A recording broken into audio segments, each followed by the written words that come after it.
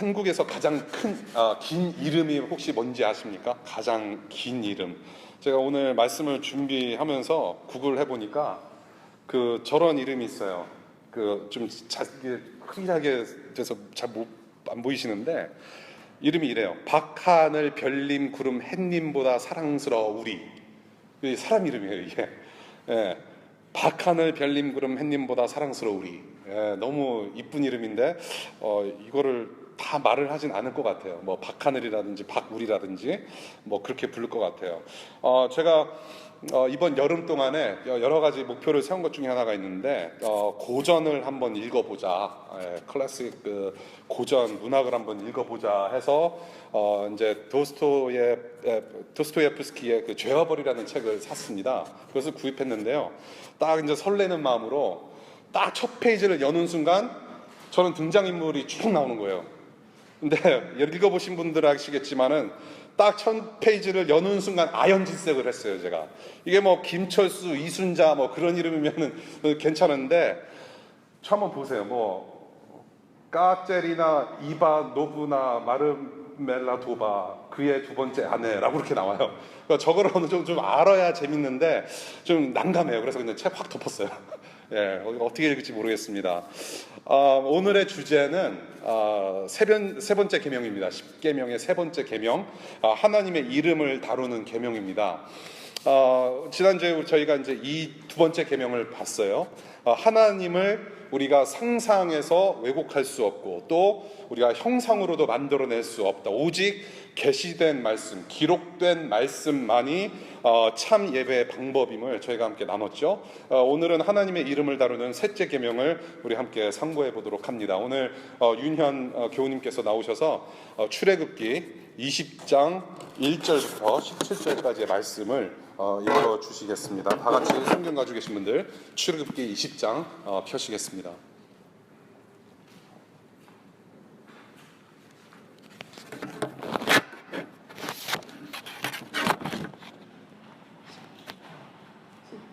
읽겠습니다. 이 모든 말씀은 하나님이 하신 말씀이다. 나는 너희를 이집트 땅 종살이 하던 집에서 이끌어낸 주 너희의 하나님이다. 너희는 내 앞에서 다른 신들을 섬기지 못한다. 너희는 너희가 섬기려고 위로 하늘에 있는 것이나 아래로 땅에 있는 것이나 땅 아래 물속에 있는 어떤 것이든지 그 모양을 본떠서 우상을 만들지 못한다. 너희는 그것들에게 절하거나 그것들을 섬기지 못한다. 나 주 너희의 하나님은 질투하는 하나님이다. 나를 미워하는 사람에게는 그 죄값으로 본인뿐만 아니라 3, 4대 자손에게까지 벌을 내린다. 그러나 나를 사랑하고 나의 계명을 지키는 사람에게는 수천 대 자손에 이르기까지 한결같은 사랑을 베푼다. 너희는 주 너희 하나님의 이름을 함부로 부르지 못한다. 주는 자기의 이름을 함부로 부르는 자를 죄 없다고 하지 않는다. 안식일을 기억하여 그날을 거룩하게 지켜라. 너희는 엿새 동안 모든 일을 힘써하여라. 그러나 이른 날은 주 너희 하나님의 안식일이니 너희는 어떤 일도 해서는 안 된다. 너희나 너희의 아들이나 딸이나 너희의 남종이나 여종만이 아니라 너희의 집 짐승이나 너희의 집에 머무르는 나그네라도 일을 해서는 안 된다. 내가 엿새 동안 하늘과 땅과 바다와 그 안에 있는 모든 것을 만들고 이른 날에는 쉬었기 때문이다. 그러므로 나 주가 안식일을 복주고 그날을 거룩하게 하였다. 너희 부모를 공경하여라. 그래야 너희는 주 너희 하나님이 너희에게 준 땅에서 오래 살 것이다. 살인하지 못한다. 간음하지 못한다. 도둑질하지 못한다. 너희 이웃에게 불리한 거짓 증언을 하지 못한다. 너희 이웃의 집을 탐내지 못한다. 너희 이웃의 아내나 남종이나 여종이나 소나 낙이나 할 것 없이 너희 이웃의 소유는 어떤 것도 탐내지 못한다. 기도하시겠습니다. 하나님, 오늘 우리에게 명하신 이 말씀을 우리의 가슴과 우리의 생각과 우리의 영혼 속에 새겨지기를 기도합니다. 하나님, 지금 세상이 굉장히 시끄럽습니다. 무고한 시민들과 또 경찰들이 총탄으로 많이 쓰러졌습니다.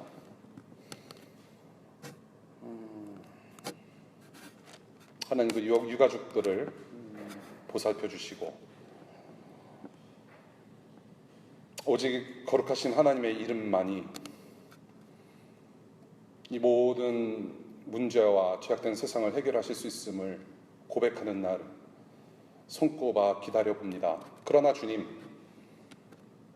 우리가 예수 그리스도를 믿는 사람들로서 이 땅에서 살아가면서 하나님 나라를 선포하는 하나님 나라 백성들로서 우리가 마땅히 하여야 할 일들을 하게 하시고 그 책임을 회피하지 않게 하시고 예수 그리스도의 이름으로 사랑하는 가운데 이 세상 섬길 수 있도록 우리에게 힘과 용기 주시기를 간절히 기도합니다.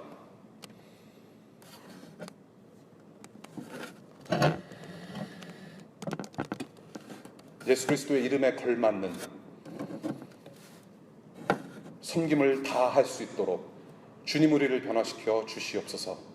그 예수 그리스도의 이름 앞에 이 시간 겸손히 나아갑니다. 우리를 말씀으로 다스려 주시옵소서. 예수님 이름으로 기도했습니다. 아멘. 7절 다시 한번 보겠습니다. 오늘 본문 7절에 저희가 좀 포커스 하려고 하는데요. 오늘 7절의 말씀, 너희는 주 너희 하나님의 이름을 함부로 부르지 못한다. 주는 자기의 이름을 함부로 부르는 자를 죄 없다고 하지 않는다. 너는 내 하나님 여호와의 이름을 망령되게 부르지 말라. 여호와는 그의 이름을 망령되게 부르는 자를 죄 없다 하지 아니하리라. 개역 개정과 세번역으로 읽어드렸습니다. 사전에서 이름을 이렇게 정의합니다. 저희가 이름이 무엇인지 또 하나님의 이름은 어디서 나온 것인지 한번 좀 보기를 원하는데요. 사전에서 보니까 이름을 이렇게 정의해요. 이르다의 명사형으로 물건, 사람, 장소, 생각, 개념 등을 다른 것과 구별하기 위해 부르는 말이다. 이름은 물건, 개념의 집합을 통틀어 나타내거나 특정한 문맥 안에서 유일하거나 완전히 유일한 하나의 물건 혹은 개념을 나타낼 수 있다라고 정의를 해요. 즉 나라는 존재가 다른 사람에게 어떤 의미 혹은 어떠한 모습에 이르는지 이름으로 구별할 수 있다라는 것이죠. 이름은 그 사람의 존재, 그 사람을 나타낸다. 그래서 예를 들어서 뭐 권용주라는 이름을 딱 읽거나 딱 이렇게 그 사람 보게 되면 이제 오소영이 생각나고 이제 뭐 그런 것이 되겠죠. 또 홍주영이 딱 생각났을 때는 뭐 DC to DC가 생각날 수가 있고, 뭐 여러분들의 이름을 딱 우리가 불렀을 때 딱 생각나는 어떤 그 사람의 모습 혹은 성품, 뭐 존재, 그런 것들이 많이 생각이 날 겁니다. 근데 우리가 알고 있는 이 하나님의 이름, 이 하나님, God, 여호와, 여러 가지 이름이 있는데요. 이 하나님의 이름은 저와 여러분들이 생각하는 그런 하나님의 이름이 아니라는 것입니다. 다시 말씀드려서 이 하나님은 사실은 이름이 없으신 존재예요. 이름이 없으십니다. 저와 여러분들이 들어왔던 이 하나님이라는 이름, 뭐 God, 여호와, 야훼 등의 이름은 하나님께서 이것이 내 이름이니까 너희들이 이 이름을 불러야 한다라고 주신 것이 아닙니다. 하나님은 자신의 존재만 드러나신 분이에요. 하나님의 이름이 무엇입니까? 라고 했을 때 하나님은 내 이름은 이것이다 라고 하지 않으시고 하나님의 존재만 가르치셨어요. 이 세상을 창조하시고 다스리시는 그런 위대하시고 광대하신 그 크신 하나님 자신의 존재를 밝히신 말씀이 우리가 그 구약에서 보게 되는 I am who I am 이라는 말이에요. 그것을 풀어서 한국말로 얘기하자면 나는 스스로 있는 자다, 나는 나다라는 말이에요. I am who I am. 딱 그 한 말씀 하셨어요. I am who I am. 자신의 존재입니다. 스스로 존재하는 자. 그래서 이 문장 I am who I am이 그 야훼, 여호와라고 하는 이름으로 발전이 돼서 하나님의 존재를 나타내시는 이름으로 저희가 부르게 된 것입니다. 그것이 하나님이에요. 그래서 이에 대해서 클라운이라는 신학자가 이렇게 말합니다.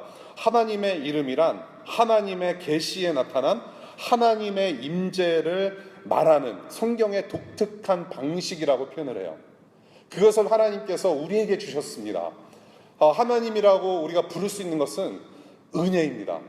이 스스로 있는 크신 자의 이름을, 크신 자를, 그 존재를 우리의 입술로 말로 표현할 수 있다는 것은 상당히 큰 은혜죠. 하나님 자신께서 그 이름에 임재도 하시고 그 이름에 그분의 모든 사역과 활동이 계시되어 있고 그 존재를 우리의 작은 입술로 표현할 수 있다는 것은 큰 은혜라는 것이죠. 그렇게 우리는 하나님을 하나님이라고 부를 수 있게 되었고요. 또 하나님과의 그런 친밀한 관계 속에서 하나님의 그 이름을 헛되이 부르지 말라는 명령을 우리가 오늘 받게 된 것입니다. 여기서 내 이름이라고 하지 않으세요. 가만히 성경을 보시면은 네 여호와 하나님의 이름이라고 표현합니다. 내 이름이라고 하지 않으시고 너희가 부르는 그 하나님의 이름을 망령되이 일컫지 말아라 라고 명령을 하십니다. 네 여호와의 이름, 스스로 존재하시는 그 크신 분을 부르는 그 이름이 우리에게 주어졌다라는 것이죠. 네 하나님의 이름. 그 의미는 무엇이냐면 이제는 그 이름을 이 세상에서 영광스럽게 다루어야 할 책임이 우리에게 있다라는 것을 계명을 통해서 말씀하시는 거예요.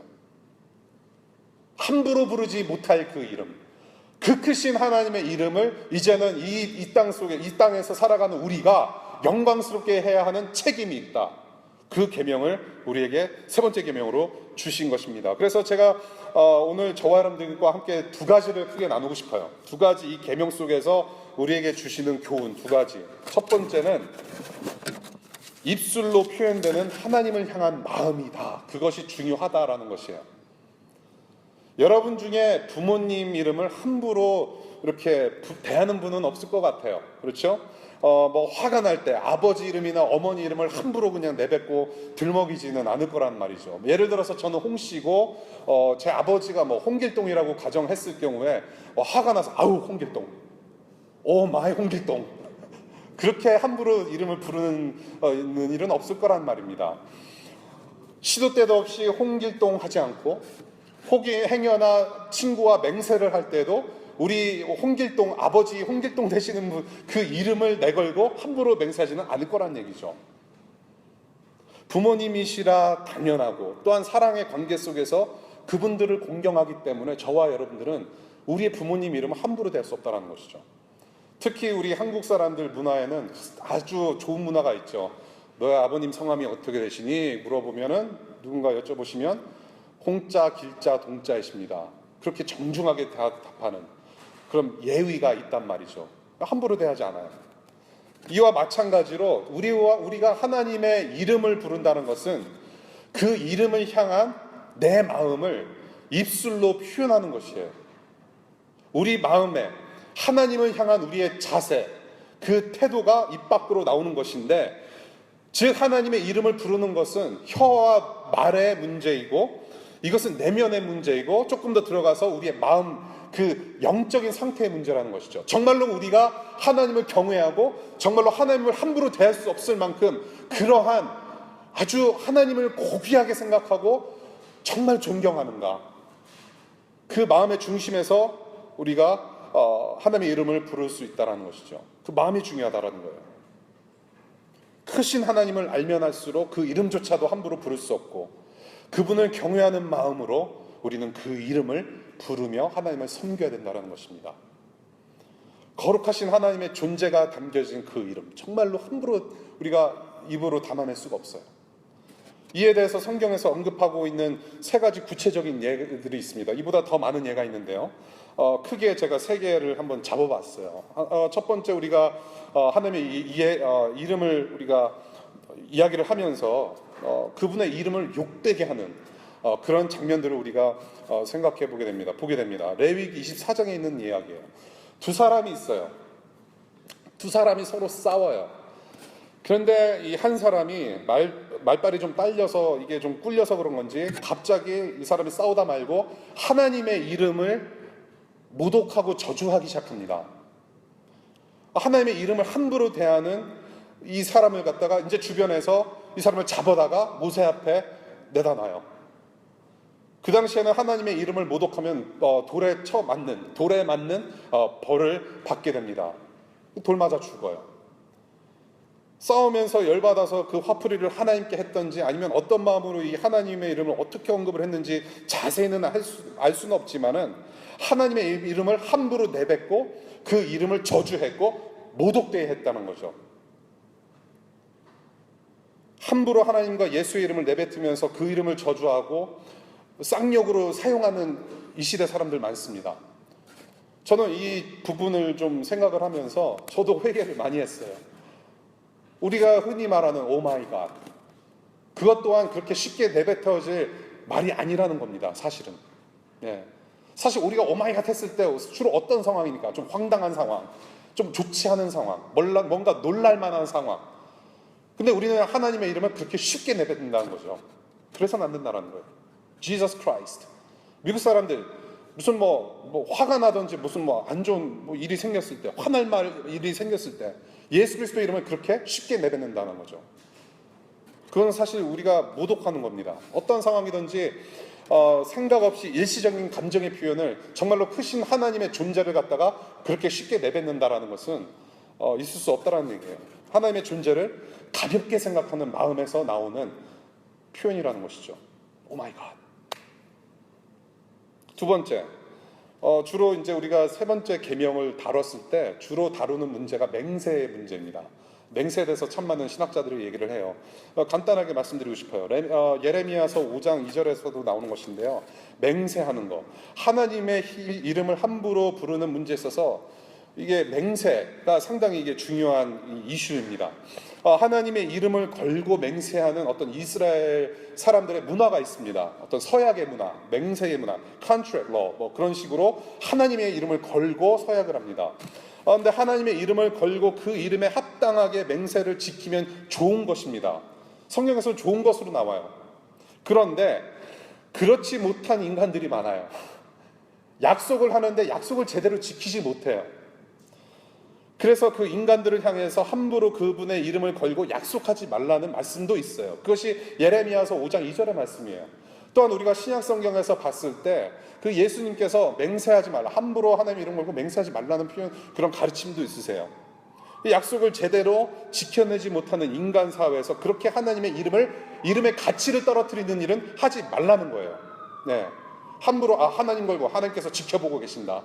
하나님만이 아신다. 어떤 하나님의 이름을 걸고 이야기를 하고 약속을 하고 그러한 모든 것들, 그것 또한 하나님의 이름을 망령되이 일컫는 부분의 하나라는 것이죠. 상당히 중요한 거예요. 하나님의 이름의 가치를 떨어뜨리는 일. 세 번째입니다. 하나님의 이름을 악용하는 거 있어요. 이제 맹세에 대해서 잠시 말씀드렸는데, 하나님의 이름을 걸고 문서를 작성하고 지키지 못할 것을 갖다가 하나님의 이름을 사용해서 내세우는 것. 또 어떤 일들이 있었냐면, 갑 되시는 분들이 하나님의 이름을 가지고 을들한테 횡포하는 것.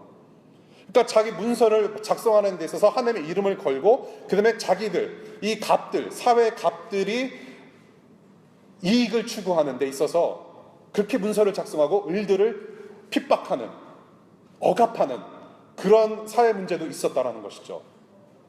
악용하는 거죠. 나의 유익을 구하기 위해서 하나님의 이름을 걸고 압박하는 그런 사회 문화. 사도행전 19장에 또 이런 에피소드가 있어요. 사도행전 19장 11절부터 16절까지의 이야기인데요. 바울이 이렇게 기적을 베푸는 장면이 있습니다. 사도 바울이 기적을 베풀어요. 근데 바울이 몸에 지니고 있는 손수건을 만지기만 해도 이 사람들은 병을 낫는 그런 기적들이 있었어요. 그러니까 이 모습을 보고, 사람들이 이제 보기 시작한 겁니다. 바울 저 손수건만 잡아도 귀신이 홍군형 나서 도망을 간다. 그러니까 어떤 사람들이 이런 말을 해요. 바울이 전파하는 그 예수를 힘입어서 내가 너희에게 명령한다. 그러면서 이제 짝퉁 사도들이 나타나기 시작합니다. 귀신은 소위 쫓아내는 뭐라 그러죠? 쫓아내는 엑소시즘을 프랙티스하는 사람들이 나타나요. 예수의 이름으로 함부로 예수님의 이름을 들먹이면서 귀신 쫓아낸다라고 지금 그런 짓을 하고 있는 장면이 바로 사도행전 19장이에요. 그런데 재밌는 일은 뭐냐면, 이 예수 그리스도의 이름을 악용하면서 귀신 쫓아내려고 하는데, 여러분들 요즘 유행하는 단어가 하나 있죠. 역관광 당한다. 그 단어 아시죠? 역관광 당한다.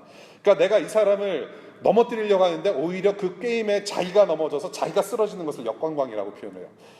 지금 예수의 이름을 들먹인 이 사람들, 이놈들이 귀신 들린 사람들한테 오히려 두들겨 맞고 쫓아가는, 이렇게 도망가는 장면을 보게 됩니다. 예수 그리스도의 이름을 함부로 악용하니까 나타나는 현상. 예. 이렇게 셋째 계명, 하나님을 왜곡되게 알고 그분의 이름을 헛되게 사용하는 것을 금하시는 명령이라는 거예요. 하나님을 잘못 알고 있는 사람의 마음의 상태, 그 영적 상태가 그대로 입 밖에 나오게 되어져 있고, 그렇게 하나님의 이름이 함부로 불려지고 잘못 내세워지는 만큼 하나님의 명예와 하나님의 영광과 하나님의 명성이 깎여지는 거라는 거죠. 하나님의 이름을 부르는 것을 두려워하지 않고 아무런 경외함 없이, 아무런 감정 없이 그저 악용하고 남용하고 함부로 대하는 모습, 여전히 우리 가운데 있지 않나 생각해 보게 됩니다.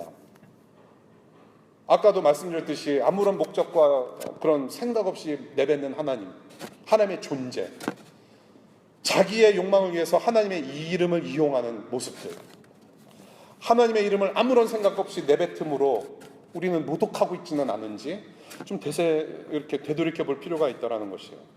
하나님의 이름을 걸고 거짓 약속은 하지 않는지. 저는 우리의 모습을 좀 되돌이켜 보고 저의 모습을 보면서 기도할 때 이런 현상이 좀 많이 있었던 것 같아요. 기도의 예를 저는 들어보고 싶어요. 우리가 기도를 할 때 끝자락에서 예수 그리스도의 이름으로 기도합니다라고 표현을 해요. 그런데 잘 생각해 보세요. 예수의 이름으로 기도하는 것이 정말로 얼마나 거룩하고 고귀한 일인가요? 저와 여러분들의 죄 때문에 십자가에서 못 박히신 그 예수님을 통해서 하나님께 말씀을 드리는 기도를 하게 되었는데, 그 예수님의 이름을 걸고 기도한다는 것이 얼마나 이게 기적 같은 일인가. 하나님을 아는 것도 기적이고 하나님께 말을 한다는 것도 기적이고, 그 기도의 응답을 우리가 기다릴 수 있다는 것도 기적이라는 것인데, 예수님의 이름으로 우리는 그렇게 기도를 한다는 것입니다. 그 기도를 예수님께서 직접 가르쳐 주셨어요. 흔히 우리가 소위 말하는 주기도문이라는 것이죠. 예수님께서 우리에게 기도를 가르쳐 주셨어요. 제자들에게 기도를 가르쳐 주시면서 첫 번째 내용이 뭡니까? 하늘에 계신 우리 아버지요 하면서 하나님 아버지의 이름을 부를 수 있도록 은혜를 주셨어요. 이름을 부르는 것도, 이름을 부르는 것도 이거 우리는 해야 돼요. 하나님의 이름을 망령되이 걷지 말아요. 그래서 함부로 그냥 말하면은 안 되겠구나가 아니라 그것도 죄예요. 하나님의 이름을 불러가면서 기도를 하라고 가르치셨어요. 그 다음에 하늘에 계신 우리 아버지 이름이 거룩히 여김을 받으시오며, 하나님의 이름이 거룩히 여김을 받으실 만한 영광의 이름이라는 거예요. 그 영광의 이름, 하나님의 이름.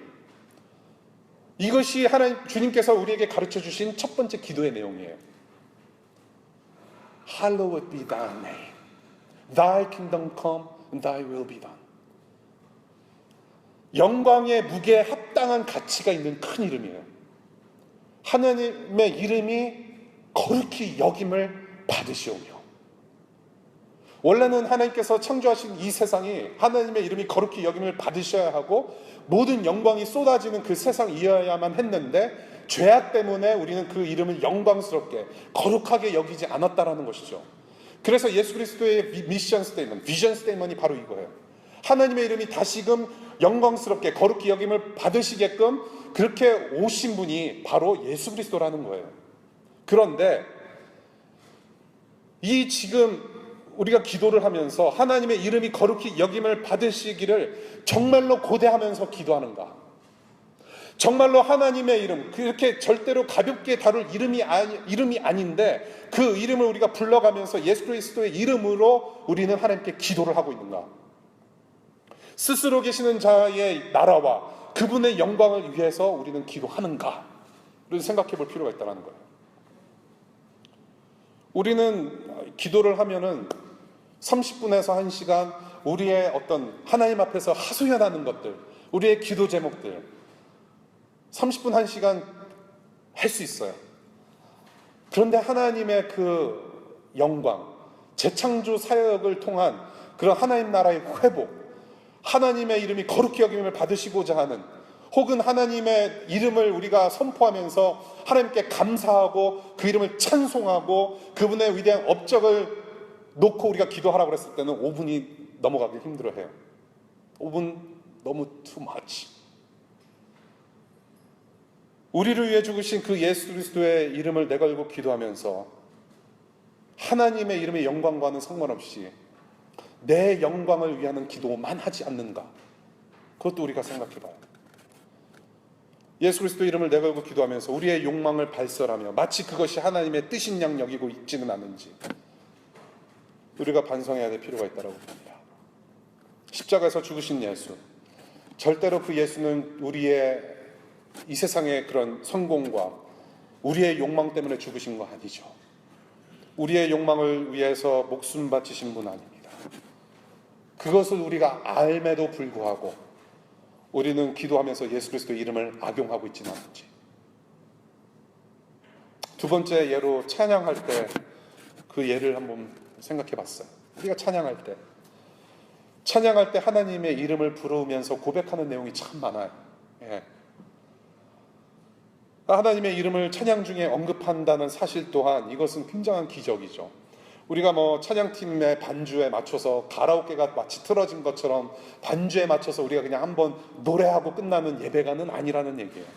저와 여러분들이 하나님의 이름, 예수 그리스도의 이름, 성령 하나님의 능력에 힘입어서 우리가 하나님의 보좌 앞으로 나아가는데 그 하나님의 이름을 우리는 부르면서 찬양하는 것을 마치 가볍게 그냥 노래 한 곡 부르는 수준으로 끝낼 수 있다는 것이죠. 아무런 생각 없이 하나님의 영광을 찬양하고 아무런 생각 없이 그 하나님께서 하신 일을 우리가 그냥 생각 없이 말로, 노래로, 곡조로 표현한다는 것이죠. 저는 이 찬양, 상당히 그 가사 내용에서 저는 그 찬양의 중대성을 우리가 봤으면 좋겠다는 생각이에요. 찬양은 물론 멜로디가 중요해요. 따라 부르지 못할 만큼 무슨 헤비메탈 비슷한 곡조로 막 진짜 샤우팅 다 김경호도 아니고 그렇죠? 예, 막 질러대면서 찬양할 수 없잖아요. 예, 우리가 성도, 우리 교우들, 우리 회중이 딱 알맞게 부를 수 있도록 그런 곡조 안에서 중요한 것은 뭐냐면 가사의 내용이에요. 그래서 가사의 내용 때문에 함부로 찬양 선곡을 할 수가 없어요. 예. 그냥 유행하는 찬양 부르면 좋겠다 그런 분들 많죠. 예. 좋아하는 귀에 딱 들어오는 찬양 불렀으면 좋겠고 거기에다가 그냥 훌륭한 밴드가 좀 있었으면 좋겠고 근데 그게 아니라는 거예요. 성경에서 보면 진리로 찬송하라는 표현이 나와요. 이 진리로 찬송하라는 것은 성경에서 계시된 말씀 중에 우리가 하나님이 누구이시고 하나님께서 어떤 일을 행하셨는가, Who God is and what God has done for us. 그것은 바로 하나님께서 기록으로 남기셨어요. 성경에서 나오는 그 성경의 진리가 그대로 우리의 가사 속에 담겨져 있어야 된다는 것이죠. 우리는 그러한 하나님을 찬양합니다. 그런데 우리는 이렇게 찬양을 해요. 너무 좋아요. 찬양 시간에 손 들고 찬양하면서 나 무엇과도 주님을 바꾸지 않으리 그 어떤 은혜도 다른 것과 바꾸지 않는다라고 찬양을 해요. 그러면서 우리는 저 문을 나가면 당장 닥쳐지는 내 인턴십의 문제, 직장을 구하는 문제, 대학원에 진학하는 문제, 논문으로 쌓여진 그 스트레스, 뭔가 다른 데서 위로받고자 하는, 다른 데서 은혜 구하고자 하는 마음이 싹 튼다라는 것이죠. 우리는 하나님, 살아계신 하나님 앞에 예배를 하면서 찬송을 해요. 거룩하신 하나님이라고 높여드립니다. 믿음을 또 고백을 하기도 해요. 그럼에도 불구하고 우리의 삶은 그렇게 찬양의 내용처럼 사라지지를 않아요. 살려고 노력하지 않는다라는 거예요. 그래서 저는 여러분들이 찬양을 하실 때, 찬송을 하실 때 성령 안에서 자유롭게 기도하실 수 있는 여러분들 되시길 바랍니다. 왜냐하면 이 찬양이라는 것은 물론 우리의 고백이 될 수도 있겠지만 일주일 동안 살아오면서 나와 함께 하셨던 하나님을 향한 우리의 진솔한 고백이 담겨질 수도 있겠지만 덜어는 우리는 죄악의 안에 있고 너무나도 연약하기 때문에 이 고백들이 덜어는 너무 힘든 고백이 될 수 있어요. 그렇죠. 내가 동의할 수 없는 나의 연약함 때문에 함부로 내뱉을 수 없는 고백들이 많다라는 거예요. 그럴 때일수록 그럴 때가 닥쳐오면은 기도하셔요. 괜찮습니다. 찬양하시면서 하나님, 제가 감히 내 이 작은 입술과 이 영혼 가지고 이 내용을 하나님 앞에 고백드릴 수가 없습니다. 하나님, 이 고백으로 한 주간 살아갈 수 있도록 도와주시옵소서. 쏟아내세요, 마음을. 이 찬양의 고백대로 살아갈 수 있도록 도우시고, 그래서 다음 주에 이 시간에 또 찬양할 때는 이 고백이 진솔한 고백이 될 수 있도록 하나님 나를 변화시켜 주십시오. 자유롭게 기도하십시오. 찬양 중에. 네. 기도하세요. 주님 큰 영광 받으소서. 홀로 찬양 받으소서. 존귀와 모든 영광과 모든 것이 그 예수 그리스도께 있다. 하나님, 우리의 직장 생활을 통해서, 가정 생활을 통해서, 우리가 자녀를 기르는 문제에 있어서, 아내와 남편을 사랑하는 문제에 있어서, 우리의 직장과 학교 생활, 모든 삶의 구석구석과 삶의 터전 속에서 이렇게 주님 큰 영광 받으시기를 바랍니다. 그러한 마음에 어떤 의지가 없다면 저와 여러분들이 부르는 찬양은 다 거짓이라는 거예요, 사실은.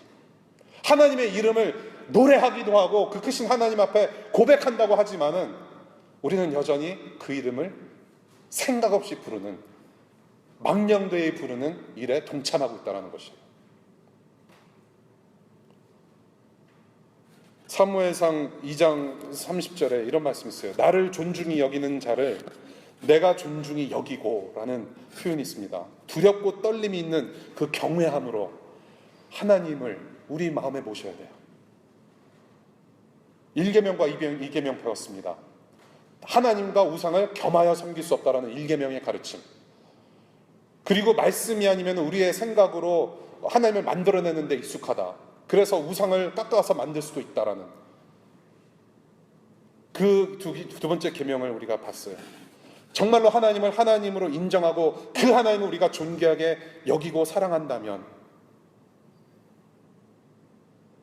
하나님께서 모든 영광 받으시며 하나님의 이름을 우리는 함부로 부를 수 없다.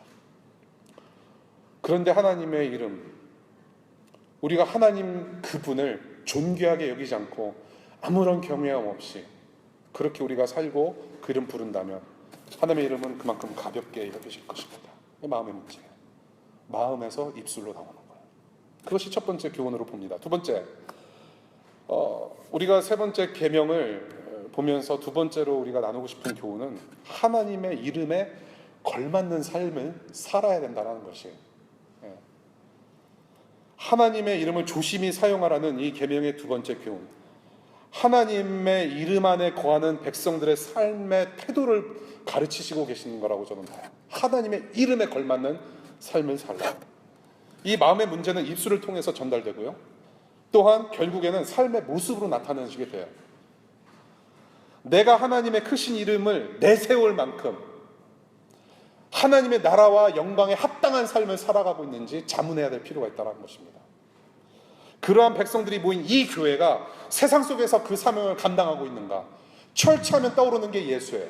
철치하면 떠오르는 게 십자가예요. 그런데 우리가 십자가를 내걸고 예수 그리스도의 이름을 내걸 만큼 이 세상에서 그렇게 영향력 있는 공동체로 세워져 가는가? 정말로 돌이켜봐야 돼요. 우리 기독교의 역사 조금만 돌이켜봐도 정말로 하나님의 이름을 내걸고 그 이름을 불러가면서 저지른 죄악이 얼마나 많은지요. 지금도 그래요. 그래서 하나님의 이름의 그 영광을 가리우는 일이 얼마나 많습니까? 가장 큰 흑역사가 있죠. 십자군 운동. 수백 년에 걸쳐서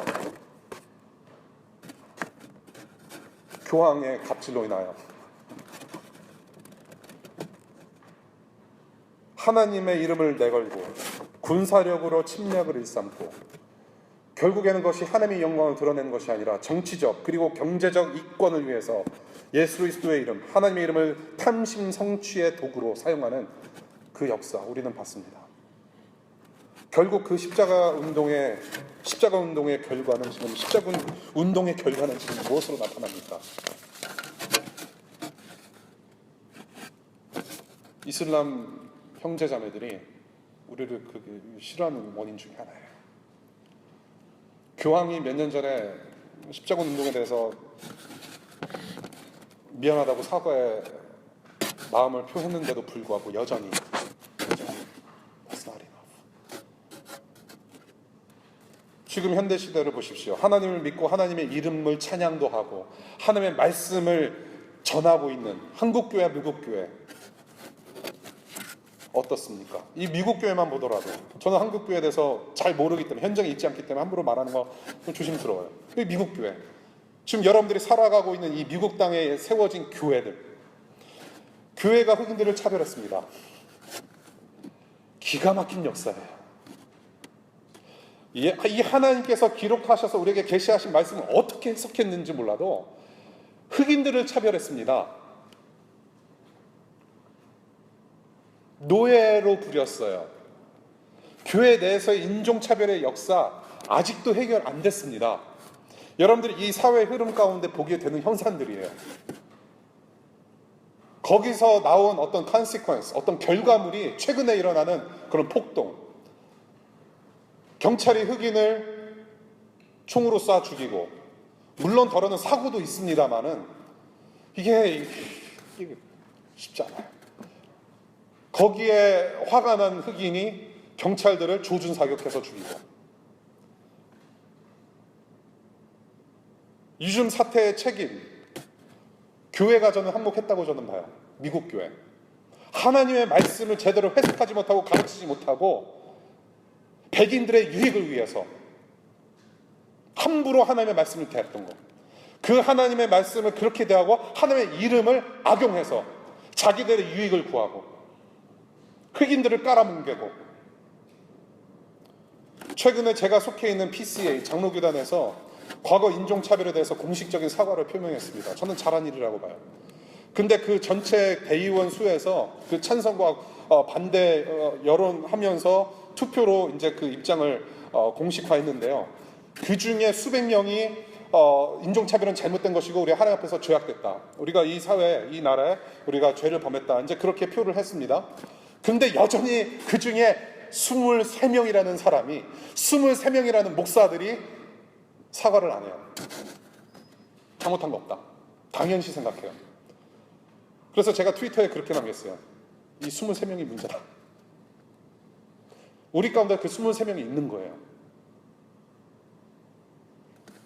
하나님의 이름으로 얼마나 많은 사람들이 고통을 겪었습니까? 하나님의 이름으로 자행된 죄악들. 하나님의 이름을 우리 교회들이 사용해서 얼마나 많은 사람들이 피해를 받나요? 하나님의 이름을 이용해서 얼마나 많은 성도들의 주머니를 갈취했습니까? 하나님의 이름과 교회의 권위를 내세워서 자기 욕망, 사역자의 욕망이 마치 하나님께서 하시는 일인 양 여기면서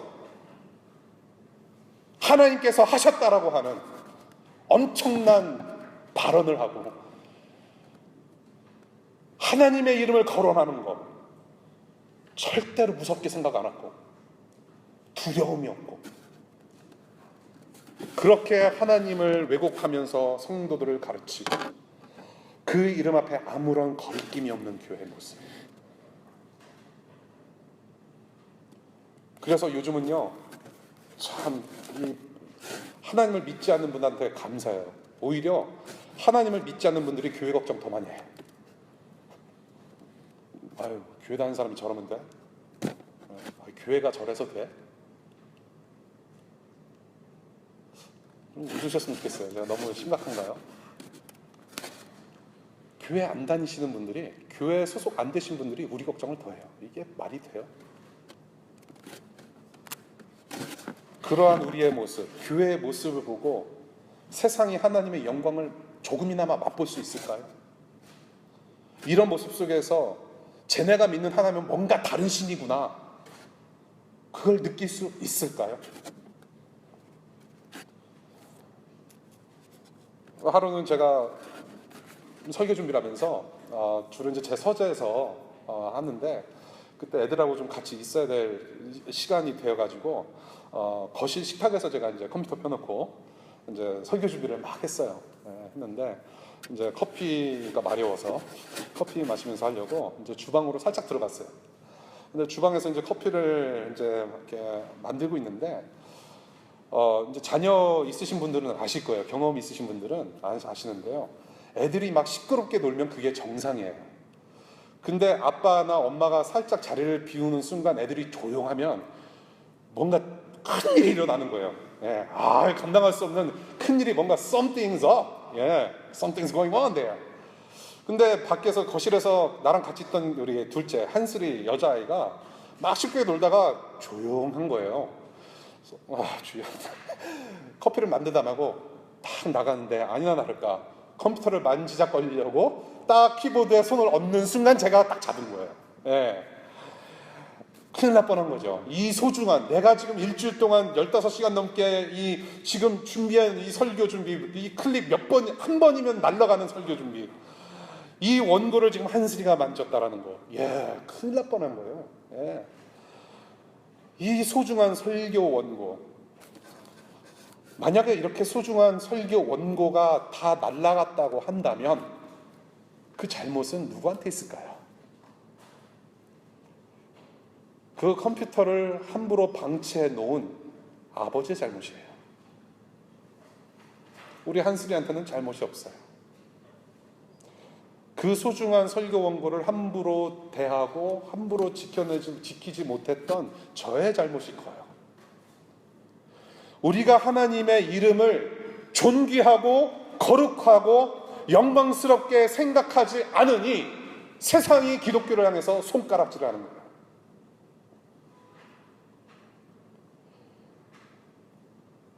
우리가 하나님의 존재 자체를, 예수 그리스도의 이름을 존귀하게 생각하지 않고 정말로 나를 구원하신 그 예수 그리스도의 이름을 정말로 소중하게 생각하고 있지 않기 때문에 세상 사람들은 예수 그리스도의 이름으로 쌍욕을 하고 교회를 향하여서 삿대질을 하고 하나님 섬기는 것 자체를 우습게 여긴다는 얘기입니다. 그리스도라는 이 크리스찬이라는 이름은요, 예수쟁이라는 뜻이 있어요. 이렇게 좋게 이렇게 포장돼서 만들어진 아주 좋은 명칭은 아니에요. 크리스찬이라고 한다면 예수쟁이에요. 예수쟁이. 크리스찬, 그리스도라는 이름에서 파생된 이름입니다. 저와 여러분들의 신분, 저와 여러분들의 호칭은 그리스도라는 이름이 걸려 있어요. 크리스찬이에요. 사람들은 크리스찬을 향하여서 손가락질을 해요. 그런데 우리는 우리의 죄를 사하시고 죽으신 그 예수, 그 창조주 하나님을, 그분의 영광스러운 이름을 소중하게 생각하지 않는다는 거예요. 그것은 누구의 문제예요? 누구의 책임입니까? 우리의 책임이에요. 정말로 우리와 이 교회는 하나님의 영광을 위해서 존재하는 것이 맞느냐는 얘기예요. 우리의 언행, 우리의 모든 사역, 우리의 일상으로 하나님의 이름이 거론되고 그 이름이 거론되었다는 것은 결국에는 그분의 모습이 세상에 보여진다는 얘기입니다. 저와 여러분들 때문에 이 땅에서 하나님의 이름이 높아질 수 있고 저와 여러분들 때문에 그 이름이 모독받을 수 있는 세상에 살고 있음을 우리는 명심해야 돼요. 복음의 전선이라고 하는 일상의 터전에서 그 아무리 찬양을 들으면서 일을 한다 한들 믿음, 소망, 사랑 가운데 제일은 사랑이라, 지금은 미약하였으나 나중에는 창대할 것이다, 성구가 달린 액자 붙여놓고 일을 하면 정말로 크리스찬 기업인가요? 내가 장로고 내가 집사인데 크리스찬 기업을 일구면서 크리스찬 기업을 만들어간다고 하면서 노동자들의 임금을 착취하고 제대로 섬기지 못하고, 그것이 크리스찬 기업인가요? God is my co-pilot. 여러분 아시죠? 자동차 뒤에 있는 문구가 적혀진 스티커, 익투스, 물고기 모양의 나는 크리스찬이라고 표현하는 것들, 그것들을 붙이고 다니면 정말로 크리스찬 드라이버인가요? 직장마다, 사업체마다 교회 달력을 걸어놓으면 정말로 은혜스러운 건가요? 우리의 터전에서 우리가 크리스찬 되고 하나님을 알리는 것은 그런 방법이 아닌 것 같아요. 우리의 언행과 우리가 맡겨진 분야에서 최고의 서비스를 겸손함으로 섬기는 모습, 또한 우리가 이 세상을 살아가면서 하나님의 공의를 선포하고 그 정의를 세워가며 예수 그리스도의 그 존재를 사랑의 섬김으로 드러내 보이고, 저는 그것이 정말로 하나님을 드러내고 하나님의 이름에 걸맞는 예배자의 일상이 저는 거기에 있다고 생각합니다. 더 구체적인 적용의 문제는 여러분들께 달려있다고 봐요. 정말로 여러분들 가슴 속에 이 하나님의 존재가 정말로 존귀하고 예수 그리스도 이름이 정말로 나에게 소중하다면 하나님께서 성령님을 통해서 여러분들에게 적용하여 주실 많은 분들을 알게 하실 거라고 저는 믿습니다. 예. 저는 이 셋째 계명을 정리하면서 저와 여러분들이 늘 기억해야 하는 것 하나를 나누려고 해요. 무엇이냐? 우리에게 허락되어진 이 예수 그리스도의 이름, 그 이름에 집중했으면 좋겠습니다. 예수 그리스도의 이름을 늘 기억했으면 좋겠습니다. 베드로가 오직 예수 이름 외에는 받은 이름이 없다고 하며 예수의 이름에 그 능력이 있다고 선포를 합니다. 예수 그리스도의 인격과 사역을 통해서 하나님은 자신의 이름에 합당한 최고의 영광을 받으십니다. 그리고 그 영광 우리도 맛보게 하십니다.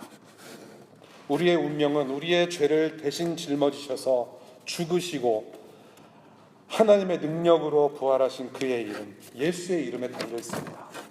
너무나도 소중한 이름입니다.